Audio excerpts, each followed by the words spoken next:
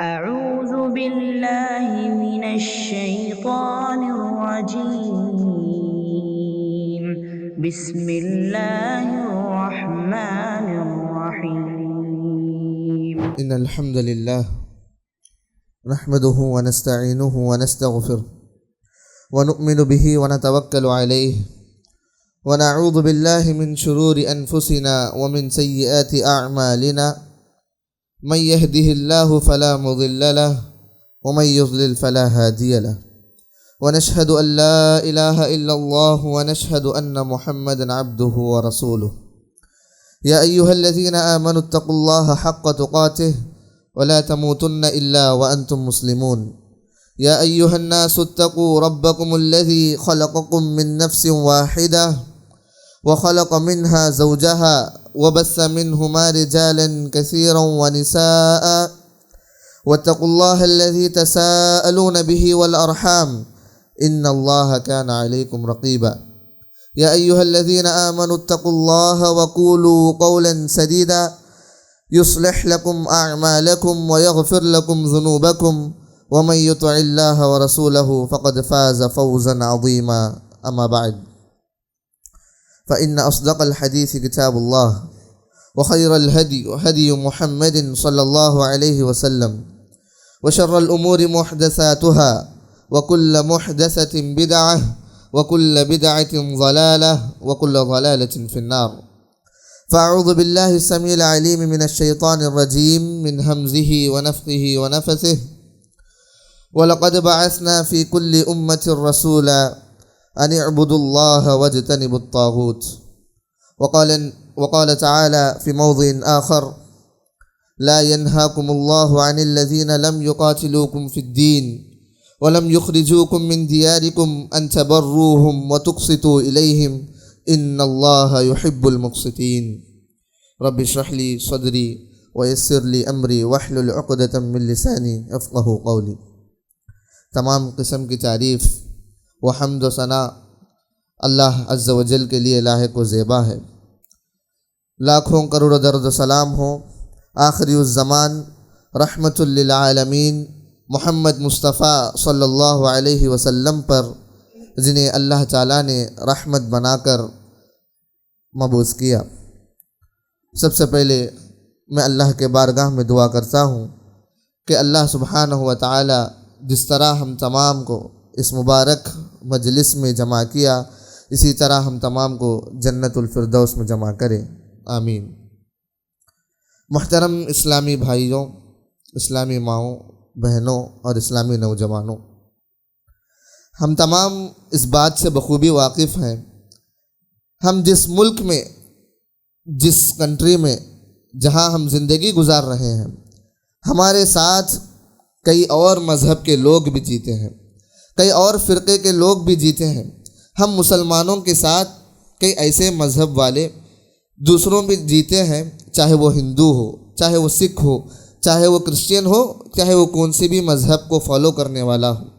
ان لوگوں کے ساتھ ہمارا اٹھنا بیٹھنا ہوتا ہے، ان لوگوں کے ساتھ تعلقات بنانا رہتا ہے، اور ان لوگوں کے ساتھ ہماری بھائی چارگی، انسانیت کے طور پر ہم اچھے سے رہنا یہ ہم پر لازم ہے. اسی طرح اسلامی شریعت، اسلام بھی یہی تعلیمات دیتا ہے کہ ہم چاہے اسلامی مملکت میں ہو، چاہے ہم دنیا میں کون سے بھی جزیرے میں، دنیا میں کون سے بھی حصے میں ہو، اسلامی تعلیمات بہت واضح ہے کہ ہم کس کے ساتھ کیسے رہیں، کس کے ساتھ ہمارا بیٹھنا اٹھنا ہوتا ہے، ان لوگوں کے ساتھ ہمارا تعلقات کس حد تک رہیں. چاہے ہماری تعلیم، ہمارا اسلام کو فالو کرنا ہو، ہمارا روزہ، ہمارا نماز، ہمارا زکوٰۃ، صدقہ، یہ تمام چیزیں اسلام نے کھول کھول کر واضح کر کے ہمیں بیان کر دیا کہ ہم ان غیر مسلمانوں کے ساتھ، ان غیر مذہب بھائیوں کے ساتھ کس حد تک ہماری دوستی رہے، کس حد تک ہم ان کے ساتھ انسانیت کو فالو کریں. ایسا نہیں کہ اسلام ان لوگوں کے ساتھ ملنے کو حرام قرار دیا، نہیں. ان لوگوں کے ساتھ لین دین کے معاملے کو ناجائز قرار دیا، نہیں. بلکہ اسلامی تعلیمات کچھ اور ہیں، اسلامی تعلیمات کچھ اور آگے اور بہت آسان ہے، لیکن ہم سمجھنے میں اس میں کوتاہی کرتے ہیں.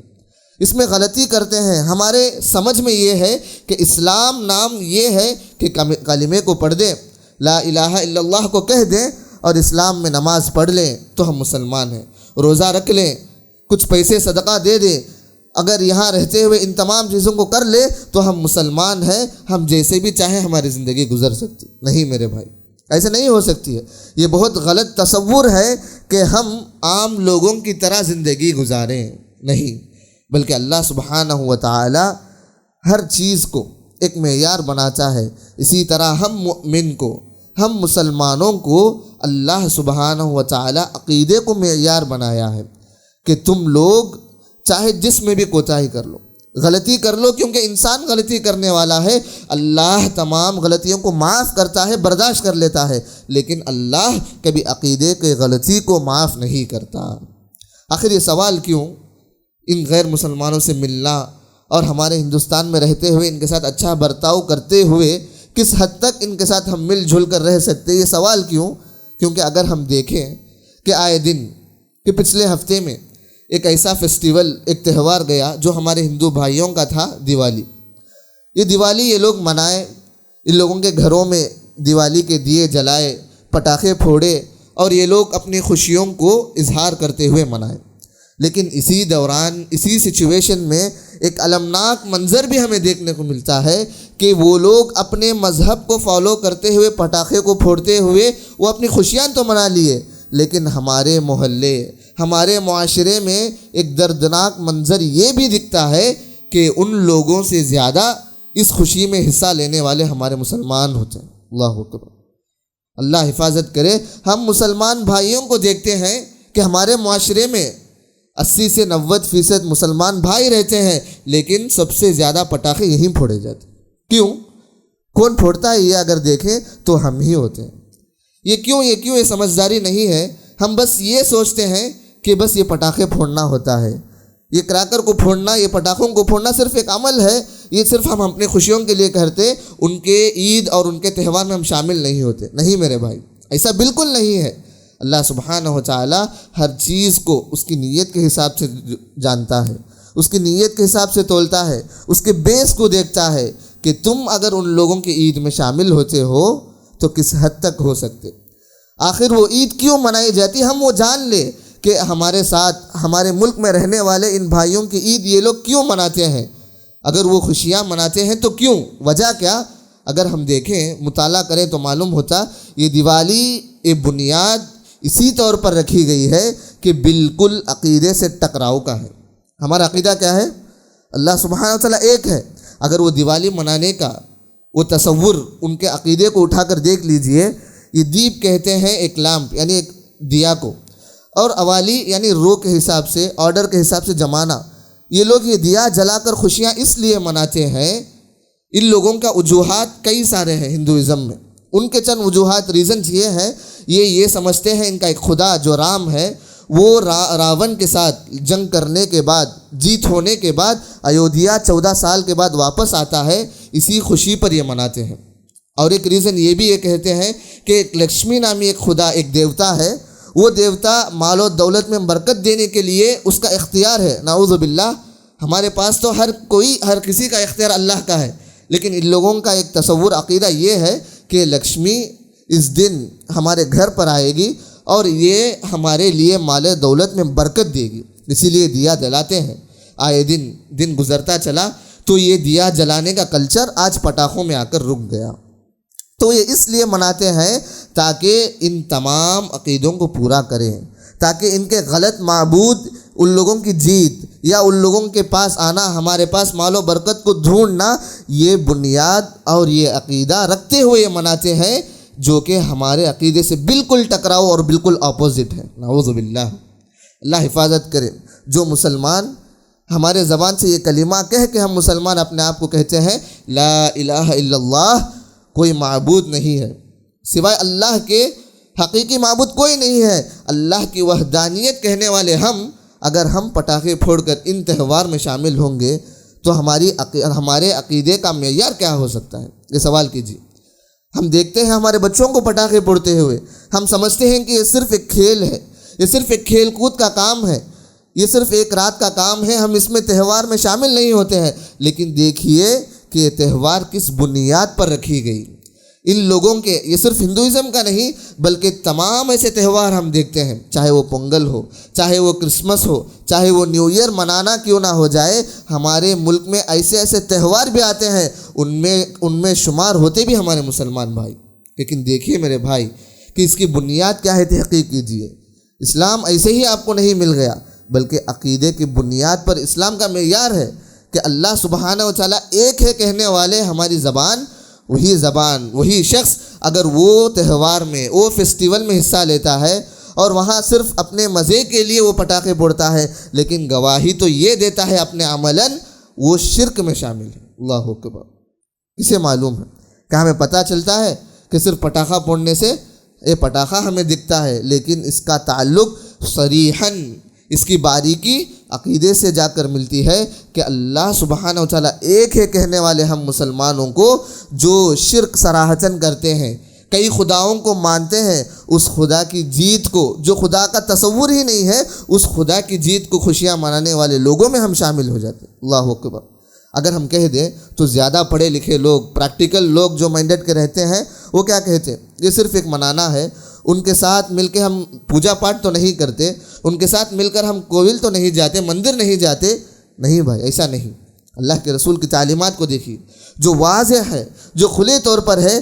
آپ کہتے ہو کہ ہم پوجا پاٹ تو نہیں کرتے، صرف پٹاخے پھوڑتے ہیں، لیکن دیکھ لیجئے آپ صلی اللہ علیہ وسلم کی تعلیمات کیسی تھی۔ آپ صلی اللہ علیہ وسلم کیا سکھلا کر گئے کہ اگر احادیث کا مطالعہ کریں تو حدیث میں دیکھیے آپ صلی اللہ علیہ وسلم کی ایک حدیث آتی ہے جس میں آپ صلی اللہ علیہ وسلم مکہ سے ہجرت کر کے مدینہ جاتے ہیں۔ مدینہ جانے کے بعد جب اہل مدینہ والوں کو دیکھتے ہیں تو مدینہ والے ایک ایسے فیسٹیول منا رہے تھے جو کہ زمانے جاہلیت سے چلے آ رہے تھے۔ آپ صلی اللہ علیہ وسلم کا دیکھنا ہوا، آپ صلی اللہ علیہ وسلم دیکھے اور سوال کیے صحابہ سے، یہ کون سی عید ہے، یہ کس لیے خوشیاں مناتے ہیں، کھیل کود کرتے ہیں؟ تو صحابہ نے فرمایا، جو اہل مدینہ عید منا رہے تھے، کہ آپ صلی اللہ علیہ وسلم یہ ہمارا زمانے جاہلیت سے چلا آتا رسم ہے۔ یہ دو عید ہے جو کہ نیروز، امام ابن حجر کہتے ہیں وہ دو عید، ایک نیروز اور مہرجان، یعنی ایک دو دن کو مقرر کرتے، اس میں یہ لوگ کھیل کود کرتے ہیں اور عید مناتے ہیں۔ تو آپ صلی اللہ علیہ وسلم سے صحابہ فرمائے کہ اللہ کے رسول یہ دو عید ہے جو کہ فارسی کلچر سے ہم نے اختیار کیا، یعنی پرشین کلچر سے اس عید کو ہم نے لے کر زمانے جاہلیت اسلام سے پہلے ہی یہ عید کو ہم مناتے ہوئے کھیل کود کرتے ہوئے چلے آتے ہیں۔ آپ صلی اللہ علیہ وسلم فوراً دیکھتے ہیں اور فوری روکتے ہیں، غصہ کرتے ہیں اور کہتے ہیں صحابہ سے، ان اللہ قد ابدلکم خیرا منہما، بے شک اللہ سبحانہ و تعالی ان دونوں چیزوں سے بہتر دو عیدیں تمہارے لیے رکھا ہے، ایک عید الاضحیٰ اور ایک عید الفطر۔ یعنی اسلام کا تصور، اگر تہوار فیسٹیول کچھ بھی کر لو، اسلام میں صرف دو ہی فیسٹیول جائز ہے، دو ہی فیسٹیول الاؤڈ ہے، اور اللہ تعالیٰ ان دو تہوار کو، ان دو عید کو ہمارے بہت ہی بہترین عید بنایا ہے۔ اس میں دیکھنے کا نقطہ کیا ہے کہ امام نووی رحمہ اللہ کہتے ہیں کہ اس وقت جو صحابہ، جو اہل مدینہ کے لوگ یہ تہوار منا رہے تھے، نیروز اور مہرجان، اس میں کوئی پوجا پاٹ نہیں ہوتی، کوئی عقیدے کی بگاڑ نہیں ہوتی، کوئی بت کے سامنے جا کر جھکنا، سجدہ کرنا یا پوجا کرنا یا کچھ بھی نہیں ہوتا، لیکن صرف کرتے تو کھیل کود کرتے، ایکٹیویٹیز کرتے اور اپنی خوشیاں مناتے۔ لیکن آپ صلی اللہ علیہ وسلم صرف ایک کھیل کود، خوشیاں جو کہ غیر اسلامی طور پر رہنے پر روک دیا، تو یہاں تو اللہ اکبر، یہ صریحاً بدعت پر اور خرافات اور عقیدے کی بگاڑ، شرک پر مبنی ہوتے ہوئے ان تہوار میں ہم کیوں کر شامل ہو سکتے ہیں؟ سوچئے میرے بھائی، یہ کتنا بڑا مسئلہ ہے کہ ہم یہ چھوٹی سی بات کو لے کر صرف چھوٹا ہی سمجھتے ہیں، لیکن آپ صلی اللہ علیہ وسلم کی تعلیمات بہت ہی واضح ہے کہ دو عید، دو تہوار جو کہ صرف کھیل کود پر مبنی تھے، لیکن وہ زمانے جاہلیت سے تعلق رکھتے تھے، اسلام سے کوئی تعلق نہیں تھا، لیکن آپ صلی اللہ علیہ وسلم تمام لوگوں کو منع کیے کیونکہ وہ اسلام کا حصہ نہیں۔ اور اسی طرح اور ایک حدیث ہمیں واضح کرتی ہے کہ جب صحابہ فتح مکہ کے بعد، مکہ کے صحابہ ابھی نئے نئے ایمان لائے اور حنین کا جنگ پیش آ گیا، تو تمام صحابہ جنگ کے لیے نکل پڑے، آپ صلی اللہ علیہ وسلم بھی ان کے ساتھ چلے۔ تو جب صحابہ یہ سوال کرنے لگے. ان کا ایک عادت تھا، ان لوگوں کی ایک عادت تھی کہ وہ لوگ ذات انوات نامی ایک چیز کرتے. یعنی وہ لوگ جب زمانے جاہلیت میں رہا کرتے تھے، اسلام سے پہلے جب بھی جنگ کو جایا کرتے تو ایک درخت وہ لوگ دیکھ لیے، وہ درخت پر اپنے اسلحے یعنی تلوار جو بھی ہے لٹکاتے اور وہاں بیٹھ جاتے، اعتکاف کرتے. اور ان لوگوں کا عقیدہ اور تھاٹ یہ ہوتا کہ تلوار لٹکا کر یہاں اس درخت پر بیٹھ جانا، درخت کے نیچے اعتکاف کرنا ہمارے لیے جنگ میں جیت ہونے کا باعث ہے، جیت ہو سکتی ہے. تو اس لیے یہ لوگ یہ تصور رکھ کے اپنے تلواروں کو ایک جھاڑ پر لٹکاتے اور وہاں بیٹھ جاتے. آپ صلی اللہ علیہ وسلم کے ساتھ جب صحابہ چل رہے تھے، ابھی نئے نئے اسلام قبول کیے، تو صحابہ آپ صلی اللہ علیہ وسلم کو دیکھے اور فرمائے کہ یا رسول اللہ ہمارے لیے بھی ایک ذات انوات بنا دیجیے. اللہ اکبر.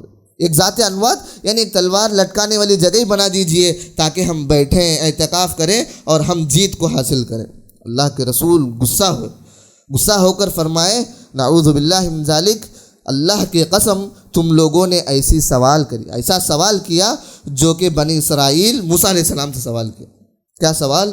جب موسیٰ علیہ السلام اللہ کی طرف دعوت دیے اور بنو اسرائیل کو اچھے طریقے سے دیکھ لیے، توحید پر لے چلے، تو اس وقت بنو اسرائیل نے یہ سوال کیا کہ اے موسیٰ تم ہمارے لیے ایک معبود، ایک بچھڑے کو، ایک معبود کو، ایک بت کو بنا دو تاکہ ہم اسے اللہ مان کر پوج لیں. نعوذ باللہ.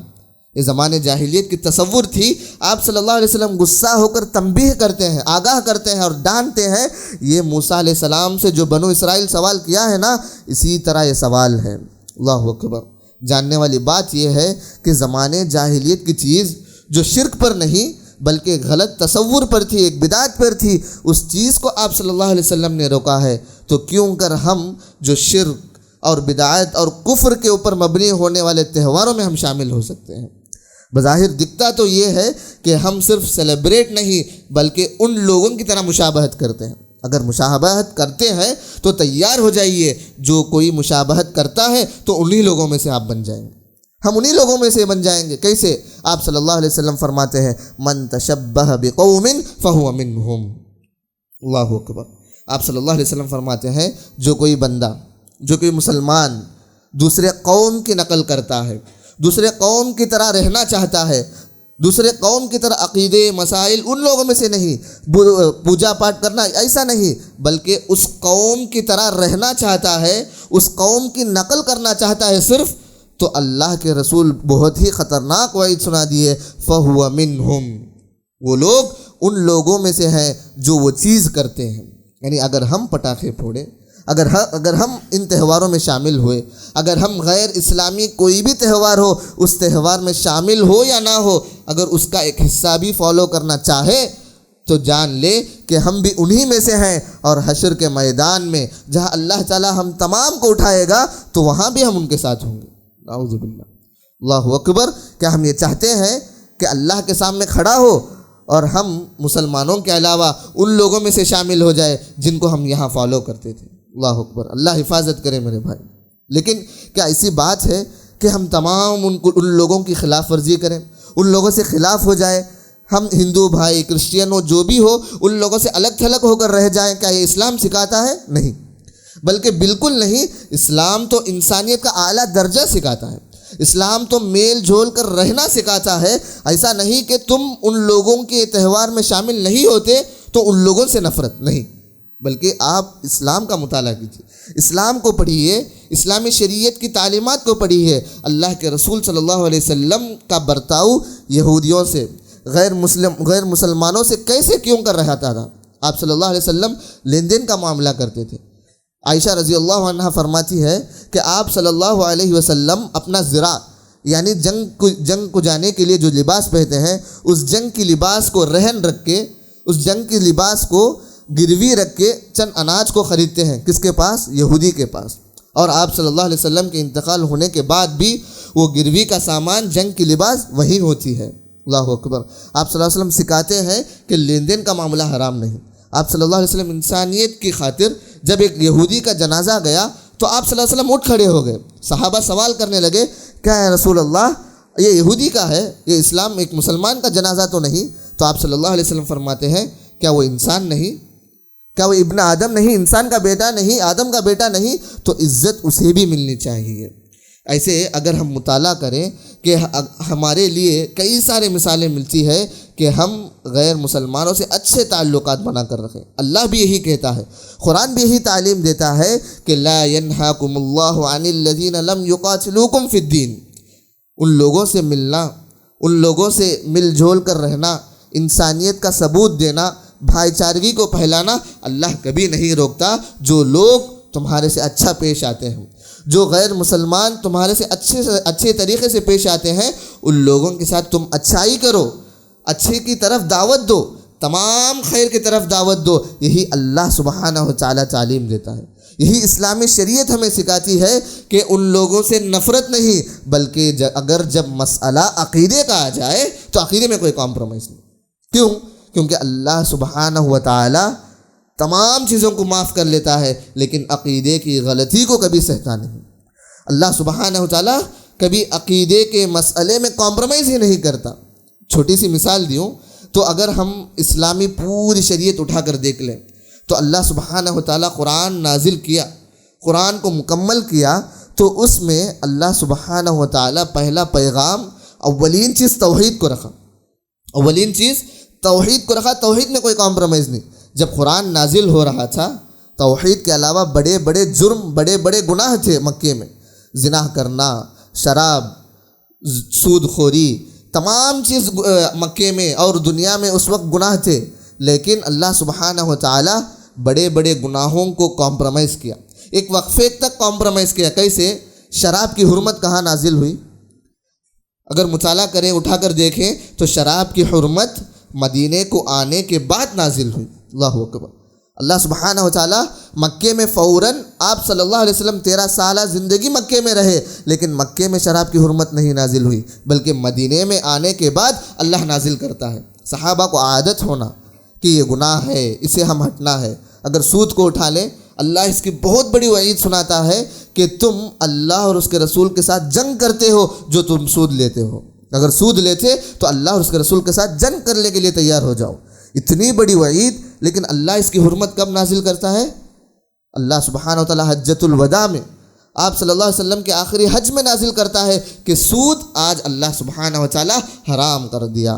لیکن آپ کسی بھی نبی کی شریعت میں، کسی بھی نبی رسول کی شریعت میں اٹھا کر دیکھ لیجئے کہ اللہ کبھی توحید میں کمپرومائز کیا ہو؟ نہیں، کبھی توحید میں کمپرومائز ہی نہیں کیا۔ اللہ یہی کہتا ہے وَلَقَدْ بَعَثْنَا فِي كُلِّ أُمَّةٍ رَسُولًا أَنِ اعْبُدُوا اللَّهَ۔ اللہ تعالیٰ ہر قوم میں، ہر امت میں ایک رسول کو بھیجا اور پہلا پیغام یہی دیا کہ تم توحید کو فالو کرو، توحید پر اڑ جاؤ، جم جاؤ میرے بھائی۔ لہٰذا ہم تمام کو چاہیے کہ اس توحید کا، عقیدے کا مسئلہ اگر آ جائے، چاہے وہ کوئی بھی ہو، اپنا بھائی بھی ہو، وہاں کمپرومائز نہیں۔ اپنے بچوں کو تعلیم دیجیے، اپنے بچوں کو یہیں سے تربیت دیجیے کہ چھوٹے چھوٹے چیزیں ہیں جو خوشیاں لاتی ہیں، لیکن اس کی خطرناک، اس کی خطرہ اور اس کی باریکی بہت بڑی ہے، اور اس کی باریکی کو جاننا اور یہ عقیدے تک لے جانے والا مسئلہ ہو، وہاں روک دیجیے۔ اپنے بچوں کو تعلیم دیجیے۔ اب تمام کو یہ چاہیے کہ ہم غیر مسلمان، غیر مذہب والوں کے ساتھ میل جول کر رہیں۔ اسلام کی یہی تعلیم ہے، اسلام بھائی چارگی کو پھیلاتا ہے، لیکن بات اگر آ جائے تو اللہ کے لیے محبت کرو اور اللہ کے لیے بغض رکھو۔ اللہ کے لیے دشمنی کریں گے اور اللہ کے لیے محبت کریں گے۔ آخر میں اللہ تعالیٰ سے دعا ہے کہ اللہ تعالیٰ ہم تمام کو توحید کی تعلیمات جاننے کی توفیق عطا فرمائے، اور ہم تمام کو توحید میں اٹ جانے کی توفیق عطا فرمائے، ہمارے بچوں کو توحید پرست بننے کی توفیق عطا فرمائے، اور اللہ تعالیٰ ہم تمام کو جو بھی کام کرتے ہیں توحید پر کرنے کی توفیق عطا فرمائے، اور ہمارا خاتمہ بھی توحید پر رکھے۔ آمین۔ وآخر دعوانا ان الحمد للہ رب العالمین۔ واقول قولی ھذا واستغفر اللہ لی ولسائر المسلمین من کل ذنب وخطیئہ فاستغفروہ انہ هو الغفور الرحیم۔